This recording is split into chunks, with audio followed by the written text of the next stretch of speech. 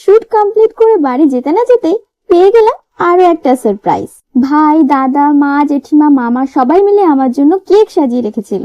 দেন তারপরে আমি cake cutting করে নিলাম, তারপর সবাইকে কেক খাইয়ে দিলাম, আর তারপর আমিও কেক খেয়ে নিলাম। আর এটা ছিল আমার বার্থডে গিফট। এত এত চকলেট আমার দাদা দিয়েছিল আমাকে। দেন তারপরে আমি ড্রেস চেঞ্জ করে আবার রেডি হয়ে গেলাম, বিকজ এবার আমি একটু বাইরে বেরোবো। তোমার বার্থডের এই লোকটা তোমাদের কেমন লাগলো কমেন্টসে কিন্তু অবশ্যই জানিও। দেন তারপর বেরিয়ে আমি চলে গেছিলাম সোনা হোটেলে।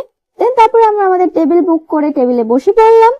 And this is my second birthday cake. কেমন লাগছে কমেন্টসে তোমরা জানাও। আবার আমি কেক কাটিং করে নিলাম। So happy birthday to me, happy birthday, happy birthday, happy birthday to me. তো গাইস, এখানে তো কেউ চেয়ার আপ করছিল না, তো আমি নিজেই নিজেকে হ্যাপি বার্থডে উইশ করে চেয়ার আপ করছিলাম। তোমরা কি দেখছো? ওদের মতো কি তোমরাও আমাকে উইশ করবে না? একটা তো উইশ করতেই পারো আমার ভিডিওতে। তো যাই হোক, কেক কাটিং করে প্রথমেই আমি নিজে খেয়ে নিলাম কেকটা, তারপরে সবাইকে কেক খাইয়ে দিলাম। দেন তারপরে আমরা বসে পড়লাম একটু পেট পুজো করতে। তো প্রথমে আমরা অর্ডার দিয়ে দিয়েছিলাম চিকেনের একটা আইটেম।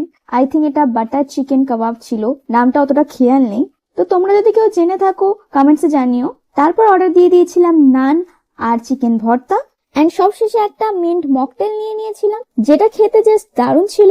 তো গাইস, এত খাওয়া দাওয়ার পর এবার আসলে একটা লম্বা বিল। যাই হোক, বুকে পাথর চাপায় রেখে আমি বিলটা পেমেন্ট করে দিয়ে বেরিয়ে এসেছিলাম ওখান থেকে। দেন তারপর ওখান থেকে বাড়ি এসে দেখি জেঠু আর জেঠিমা বানাচ্ছে এগ রোল, মানে ধামাকার ওপর ডাবল ধামাকা। তো যাই হোক, তারপর এগ রোল খেয়ে পেটটাকে পুরো প্যাকড আপ করে আজকের ভিডিওটা এখানেই শেষ করলাম।